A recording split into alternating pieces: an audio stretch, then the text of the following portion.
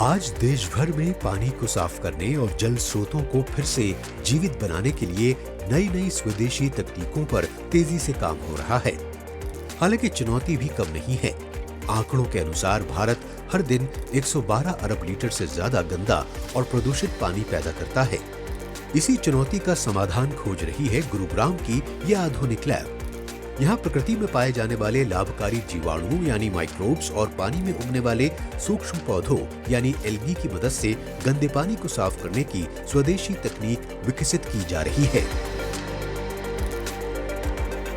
आज हमारा देश आर्टिफिशियल इंटेलिजेंस और रोबोटिक्स में ही नहीं बल्कि बायोटेक और नैनोटेक में भी आगे आ रहा है। मेरे हाथ में आप देख सकते हैं इस बीकर में एल्गी है और कुछ माइक्रोबैक्टीरियाज।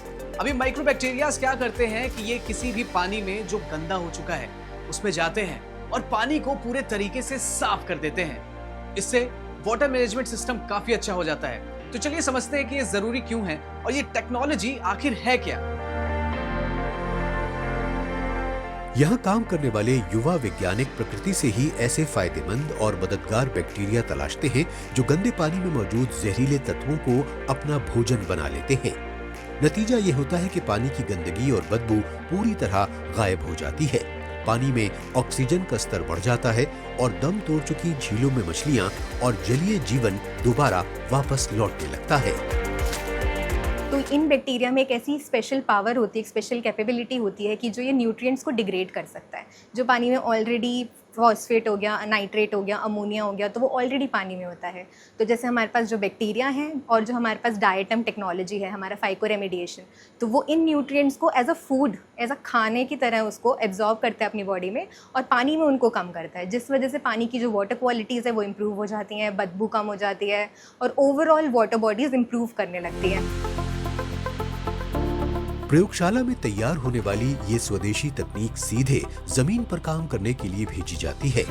इन प्राकृतिक जीवाणुओं को लिक्विड और पाउडर दोनों रूपों में तैयार किया जाता है ताकि इन्हें गंदे नालों, बड़ी झीलों, नदियों या सीवेज ट्रीटमेंट प्लांट्स के प्रदूषित पानी में आसानी से मिलाया जा सके। बहुत ही इजी है। हम लोग यहाँ पर जैसे कि माइक्रोब्स डेवलप करते हैं तो वो लिक्विड फॉर्म में भी होते हैं, पाउडर फॉर्म में भी होते हैं और वो सब पानी में आराम से घुल जाते हैं। तो हम लोग उन्हें वाटर टैंक में या किसी भी मिक्सेबल टैंक में उनको मिक्स करके एक हाई प्रेशर डोजिंग करते हैं। और जहाँ आपने पूछा कहाँ कर सकते हैं, जहाँ भी पानी ख़राब है जैसे कोई lake, pond, river, STPs, ETPs, तो हमारे प्रोडक्ट्स हमने हर चीज़ के लिए कस्टमाइज़ कर रखे हैं। खास बात यह है कि इस तकनीक का दायरा सिर्फ साफ पानी तक सीमित नहीं है। यही प्रकृति आधारित फॉर्मूले अब देश की मिट्टी को उपजाऊ बनाने, फलों की खेती और बागबानी को बेहतर करने में भी इस्तेमाल हो रहे हैं।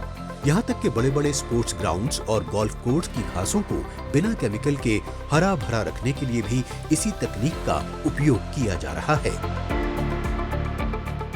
अगर रिवर है कहीं पे तो उसकी मिट्टी भी होगी साथ में। तो एक हो गया हमारा सॉइल, एक हो गया हमारा वाटर। सो इन दो सेगमेंट्स में हम लोग मेजरली काम करते हैं साइमल्टेनियसली। और सॉइल में भी क्योंकि एग्रीकल्चर फील्ड्स में भी वो पानी है वो यूज़ होता है, तो उसमें हमारा एग्रीकल्चर का आ गया, फ्रूट्स का आ गया, हॉर्टिकल्चर एक तरीके से। सो ये सारे सेक्शंस आ जाते हैं। जैसे आपका टर्फ ग्रास हो गए, जो गोल्फ कोर्सेज वगैरह में होता है वो सारा। सो उन चीज़ों के लिए हम फॉर्मुलेशंस या प्रोडक्ट्स जो हैं वो रेडी करते हैं। इस लैब में विकसित हो रही ये स्वदेशी तकनीक आज दुनिया के कई देशों में एक्सपोर्ट की जा रही है। यही दिखाता है कि ये युवा वैज्ञानिक सिर्फ स्थानीय समस्याओं का समाधान नहीं खोज रहे, बल्कि ऐसी तकनीकें विकसित कर रहे हैं जो वैश्विक स्तर पर भी उपयोगी साबित हो रही हैं। जैसे ही हम टेक्नोलॉजी बढ़ रही है, इंडस्ट्रियल रेवोल्यूशन हो रहा है, AI रेवोल्यूशन हो रहा है, तो इन चीज़ों में हमें हमारा सबसे मेन जो कंपोनेंट है वो है वाटर। तो उसी रीज़न के लिए हमारे एज अ नेशन और एज अ कंपनी हम ये चाहते हैं कि हम वाटर का जो स्कैरसिटी है, जो वाटर की कमी हो रही है आजकल और जो हमें प्रॉब्लम्स दिख रही है, वो हम फिक्स करें अपने सॉल्यूशंस के थ्रू।